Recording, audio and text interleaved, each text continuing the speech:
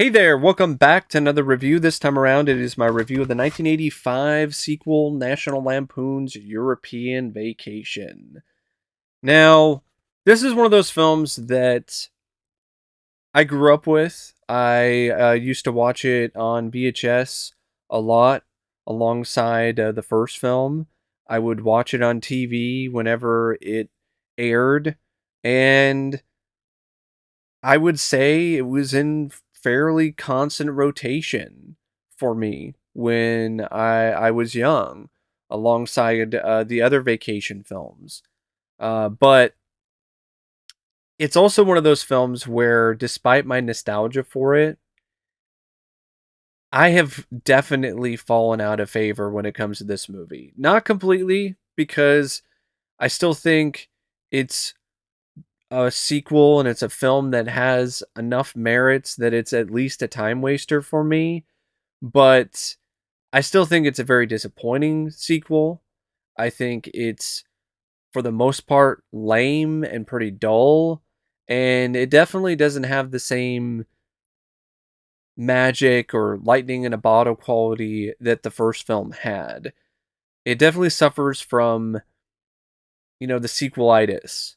Where it's like, oh, we need a franchise, so let's get another vacation movie out in theaters, and let's not put nearly as much thought into the screenplay or into really much of anything. I mean, there are some moments in this that I do feel are decent or actually quite good, but they are outweighed by so many other moments where the jokes fall flat or the film is just flat when it comes to the entertainment value or even the way that it looks. So the film is directed by Amy Heckerling, and prior to this, she did Fast Times at Ridgemont High, and that film had a lot of energy.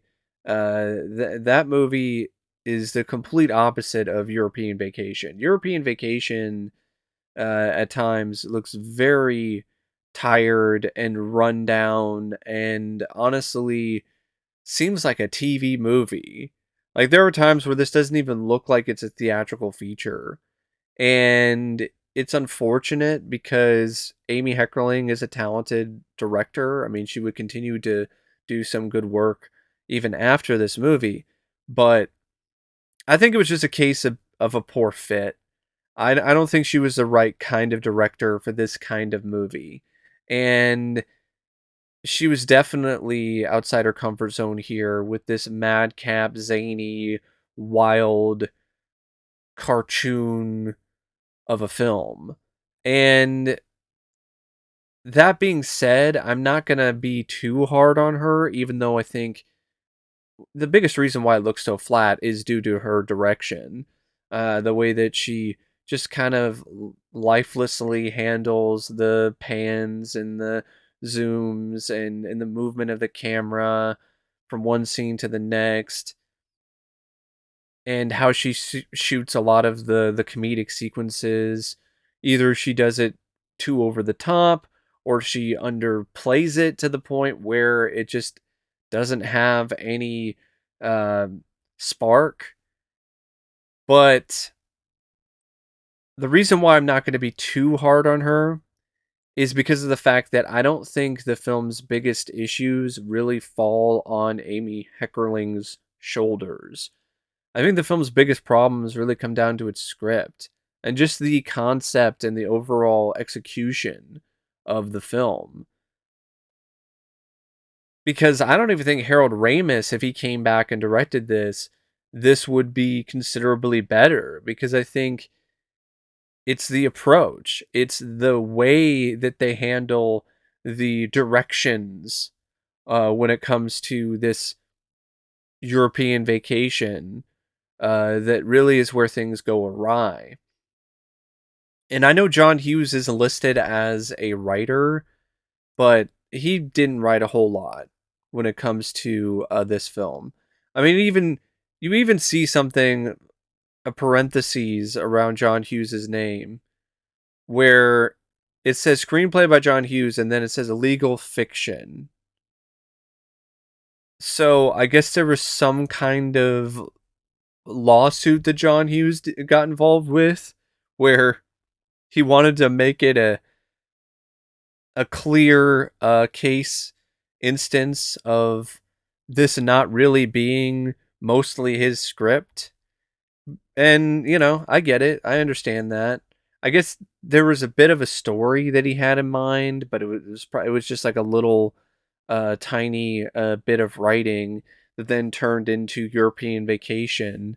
And Robert Klein, he's the one that directed who I mean wrote. Sorry, he's the one that wrote the majority of this script. He's the same guy who would write Walk Like a Man, after European Vacation, an infamously terrible Howie Mandel movie.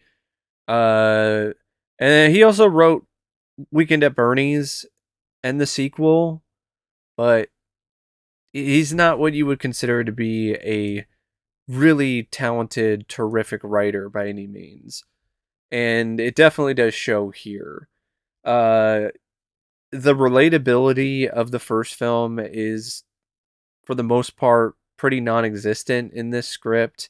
So is the personal touch that really made the first film so special in a lot of different ways because of the fact that it was based on John Hughes's real life uh, vacation uh, mishaps and his vacation from hell to Disneyland. This is not based on anything. It's just some idea they came up with, and then they threw the Griswolds in there. And they got the wrong idea of what the vacation films were about, and just thought, oh, we can have the Griswolds, and we can just put them in zany, funny situations, and that'll be enough. And for the most part, it isn't. And it also leads to the film being very boring, despite the fact it's not that long, because there's just a lot of moments in this where it just goes from one little scene to the next in a very lackadaisical way, and it just feels lazy and just half-assed in terms of the construction of the plot. There's even some moments where it kind of does appear as if there were scenes missing, which is never a good sign. And it's a comedy, and most of the time it's not funny. Like there's some moments where it works, like the roundabout scene. I thought that was pretty hilarious, where Clark is stuck in the roundabout overnight, and there's a couple other moments, mainly a lot of stuff involving Clark and Ellen, like the whole sequence where she's doing the dance number, and that leads to her being on some infamous Italian porno. And there's some other moments with Jason Lively's Rusty that I can get a kick out of as well, but a lot of it is just so lame. I mean, even the attempts at jokes are just so painful. Here's a prime example of one. Clark and the family, they drive past Buckingham Palace, and one of the kids asks Clark, what does the queen do? What does the queen do there? And Clark replies, she queens and sweeps. Get it? Because, queen rhymes with clean. I'm like, are you fucking kidding me with that lame ass shit? That is such a horrible attempt at a joke. That's the kind of pun you would hear from your uncle at Thanksgiving, and then you would give like a fake laugh, just to get him to at least feel like he's at home. That kind of thing where, oh, she queens and she sweeps. Get it? I'm like, good one, Uncle Griswold. Nice.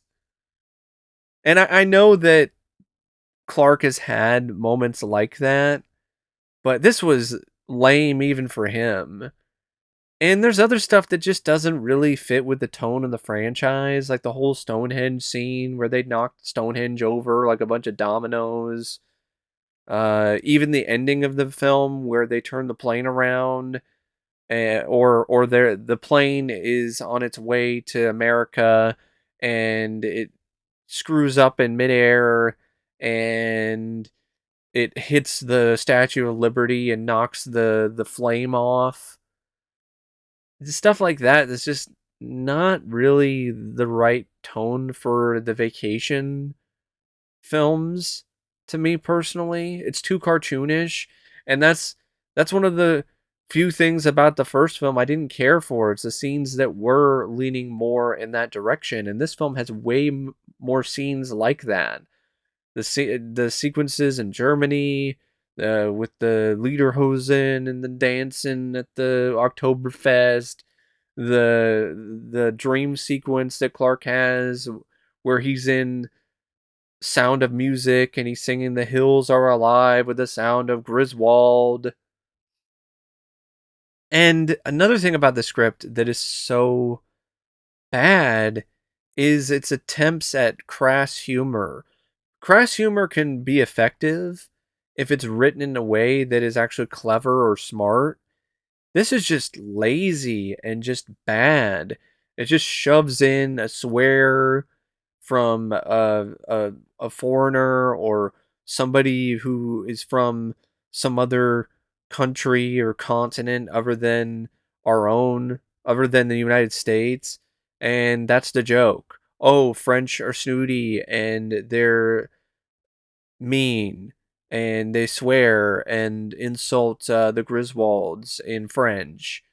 Uh, there's a lot of that stuff where you'll just get subtitles from the Europeans, and you'll just see the word shit, and it's supposed to be funny, I guess, because it's Europeans and they're speaking in their native tongue and they're insulting and they're swearing. Ha ha ha. Just a very lame, lazy writing. And there's other moments that are really insulting, and in particular, the way that they handle Audrey. They did a bad job here. They really did her dirty. Because Audrey in the first film, I thought she was a good character. She held her own. She had a certain fire and tenacity about her that was similar to her mother, Ellen. She was not afraid to essentially get what she wanted. And she didn't let her brother push her around. And she wasn't a sad sack. And here, she's a completely, totally different character, and they turn her into a pathetic shell of herself. Now she's got an eating disorder, and she's overweight. Now she's obsessed over her boyfriend at home. And then there's this whole drama about her best friend possibly cheating uh, with her boyfriend, that, and she gets all distraught and emotional about it, and she's always complaining and whining about her boyfriend. And I'm like, what happened to Audrey? Like, they completely just screwed that character. And I don't get it. And I think they did too much to make that character fit the actress that they cast to play Audrey in this, and Dana Hill. Where they didn't have to have Dana Hill, they could have had Dana Barron, who wanted to come back, but they didn't let her come back to the film because Anthony Michael Hall wasn't coming back. And I'm like, that doesn't make any sense. You got at least one of the original kids who's ready, who has a free schedule and wants to do the movie. You don't have to have both, especially since Anthony Michael Hall's star was really rising at this time, and he was busy and he couldn't do the movie because of all these other films that he was doing. So at least throw Dana Barron a bone and let her do it. But no, they recast her, and I think she would have worked with Jason Lively. Jason Lively was actually pretty decent as Rusty. So it wasn't like Jason Lively was the problem, and they didn't screw his character over. But Audrey, they really seriously did her dirty here. And it's a shame. And there's this like repeated gag in the script with this British guy who keeps getting hurt, played by Eric Idle, and it's funny because he's super polite despite the Griswolds causing him so much harm. And I'm like, that's just I don't even think it's that funny for one, and also it's just a lazy cliche that all Brits, all British people are just super polite. There's just so many cliches in this, and it's not like they really parody it or anything. They just steer head first into these cliches. They don't turn away from them. And there's even like this moment near the end with the Italian guy who's a crook who kidnaps Ellen, and that also plays into stereotypes about Italians, and it's just one of those things where it's like, why are we doing this? Why are we going this route? I mean, this script is so lazy that there's a whole scene where they're just shopping for clothes. There's a clothes shopping montage in Italy. That's when you know that you have a lame, lazy, just half baked, half assed script when you're throwing in clothes shopping montages just to fill the running time. But I will say this, the characters of Ellen and Clark, they are handled well. I think the writer did a good job there with those two. And there are a handful of scenes with them that almost save this film and make it into something that is at least above average, but not quite enough. It's just one of those things where there's still too many issues with this script. There's still too many problems. There's still too many bad jokes and bad gags that don't land. And even the opening with Pig and a Poke, like that's just the wrong tone to set for this movie. I always thought that was silly and doofy and just embarrassing, really, to put the Griswolds in giant pig outfits at the beginning of the movie. But yeah, just not the best script, and I don't even think if John Hughes wrote the majority of it, it would be that much better because John Hughes doesn't have the personal connection with this European vacation. But I would have liked to have seen him try at least. Now, the film does bring back most of the cast. I mean, you got Chevy Chase as Clark and Beverly D'Angelo as Ellen, and you got some newcomers and Jason Lively who plays Rusty and Dana Hill plays Audrey. Chevy Chase and Beverly D'Angelo, they are two of the brightest spots in this movie. They come back into these roles, and it's like they never left. They still have excellent chemistry with one another. The scenes that they share are still really fun, and it's almost one of those things where the film is actually at its best when it's not even dealing with the kids and it's just dealing with Clark and Ellen. And it makes me wonder if it might have been an interesting idea, since you couldn't get both of the original kids back, to just have like a European vacation with Clark and Ellen, and things just go to hell in a handbasket, and you just follow them along for the ride. And I think that actually might have been really fun. That would have been interesting.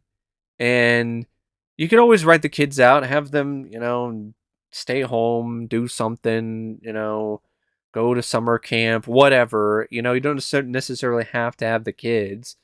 And really, that was the biggest and most consistently bright spot in this film. So why not just extend that and just have more of these two, being a couple and getting involved in various hijinks. Um, Dana Hill, I know she had diabetes, and I know she passed away from diabetes, I believe, complications from diabetes in like the 90s. And that's too bad. May she rest in peace. But I I I absolutely despised her performance. I'm sorry. I hated this character. I hated this performance. I thought it was shrill. I thought it was annoying. I didn't care for this performance one bit. Every scene that Audrey was in was brought down considerably because of this just obnoxious performance by Dana Hill. Jason Lively, though, he lived up to his last name. He was rather lively as Rusty. I like Jason Lively anyway. He was in Night of the Creeps, and I really liked him in that. And he's fun here. I think that he has some nice moments with Chevy Chase. And he's similar enough in appearance to Anthony Michael Hall that it didn't seem like it was that much of a difference when it comes to the aesthetics of the two performers as Rusty. And I just like Jason Lively. I think he's an underrated performer, an underrated actor, and he did the best he could here. He didn't have a lot. He didn't have a ton of scenes, but he still made the most out of it. John Astin, he plays the voice of he plays the host, my bad, the host of Pig and a Poke.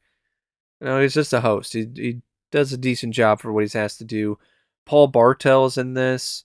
He was one of the he was the father of the Froger family who competed against the Griswolds, who got the answer wrong.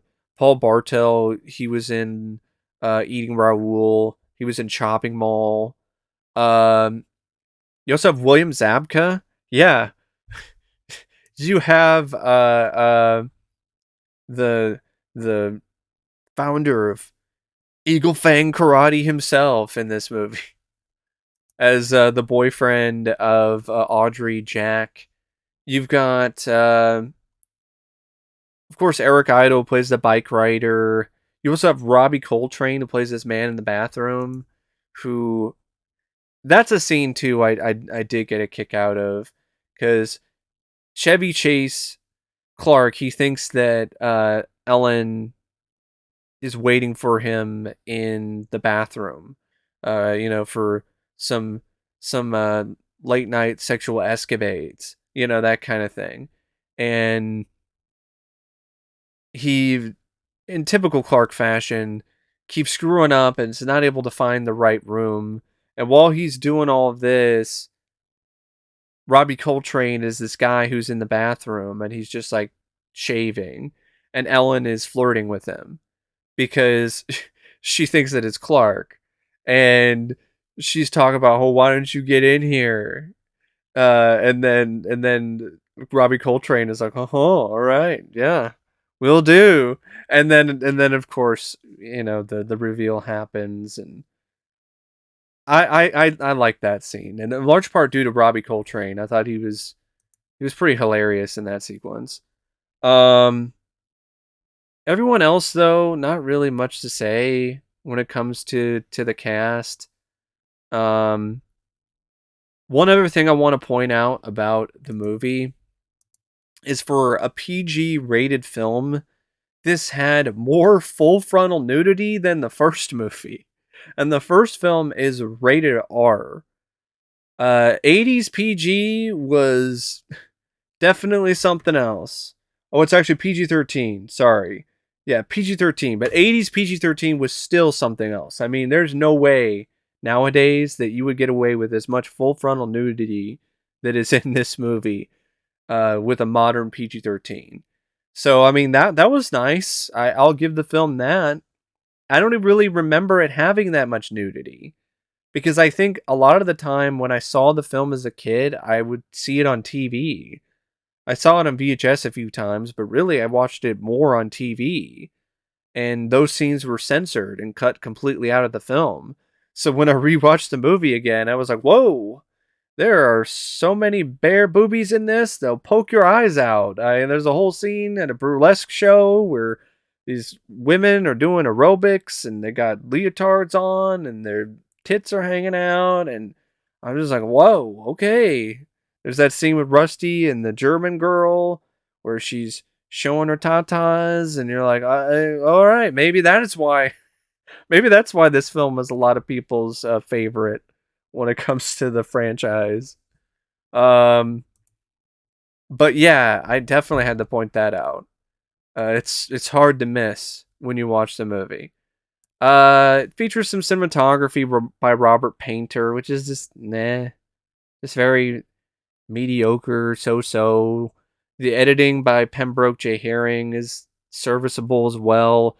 The music by Charles Fox is just I mean, there's a lot of just meh, just stuff. I mean, I would say the music in this, because the film is more zany in its nature and its approach, the cartoonish kind of music actually fits the film better. But when it comes to music, like the biggest standout is the song at the end credits. Like that is the biggest standout of this movie. Back in America by Network. Holiday Road is featured in the film. I believe it was in the opening credits. And it's always nice to hear that song because that's a classic. But I think Back in America is a really underrated song too. It's actually a cover of a different version of the song by a band named La Rue, I believe. And when you listen to the two, it's hard to tell them apart. But the network one, there's a little bit more polish to it, so I think that is the one that definitely, to me personally, is the best version of that song.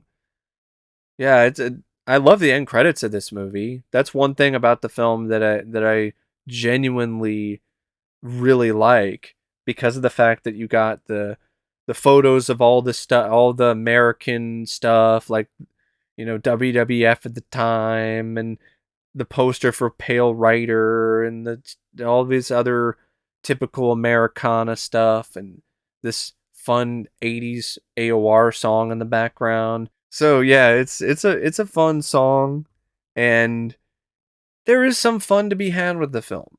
I'll admit that. But I just think it's definitely a step down in terms of the quality of the writing, in terms of the direction, in terms of a lot of different elements when it comes to the first movie. Um, Even when it comes to the cast, because yeah, Chevy Chase and Beverly D'Angelo are great, and I like Jason Lively, but Audrey's such a huge miss when it comes to the casting and how that character is written, that it just brings down the whole family dynamic, and it just makes it not nearly as strong, not nearly as fun to watch. So, yeah, but admittedly, I've seen way worse films, and I will take this any day of the week over the reboot of Vacation. But yeah, that's my thoughts on National Lampoon's European Vacation. And until next time, I'll see you later. See ya.